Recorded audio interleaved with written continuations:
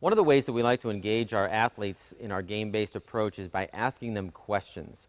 In other words, we might set up a 2-on-1+1 situation, and rather than talk through the reads or talk through proper positioning or how we want to fill the backside or whatever the particulars might be that you're trying to teach in that situation, we'll often just put our players in the game or put them into the drill and let them experiment and let them fail and let them figure out what works and what doesn't work.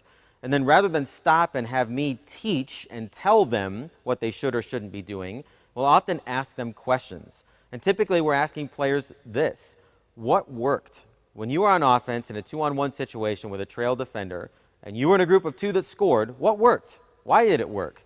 And you'll hear players say, well, I was aggressive going to the basket, or I made the pass at the right time, or I threw a bounce pass, or I was ready to shoot it when I caught it, or whatever it might be. The same teaching points that I would often give them, they'll tell each other with the right amount of questioning, and it becomes their learning. And somebody that wasn't successful, let's say you have another player that was 0 for 5 in all of their offensive situations, all of a sudden, like, they're listening to these groups that they couldn't stop and saying, oh yeah, I should have used a pass fake. And they're writing it down and they're thinking, next time I'll use a pass fake. But it came from their peers rather than their coach.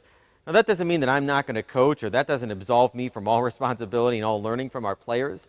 But it does put them in a situation to be able to communicate with each other, to be able to articulate and recognize what worked, and then also what didn't work. And that would be another question that we would often follow up with. Okay, if this worked on offense, what didn't work? Players might say, well, I turned the corner and I was slow, or I took 4 dribbles to get to the basket, or I threw the pass too early or too late. But when you ask them questions, the chances that they're, number one, going to recall what just happened and be able to learn from it is much higher, because you're engaging them immediately after their repetitions.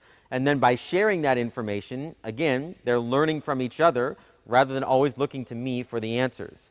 Now, when you think about how that translates to a game, isn't that what we want as coaches? We want players to be able to be in situations, to be able to solve problems together or on their own, by communicating on the floor, by sharing what worked or what didn't work, so that they can be responsible for their improvement and aren't reliant on me to take a timeout or to get to halftime to be able to fix our problems. By practicing that way and asking questions and asking them to reflect on what has worked and what didn't work, the learning becomes theirs and it becomes more efficient.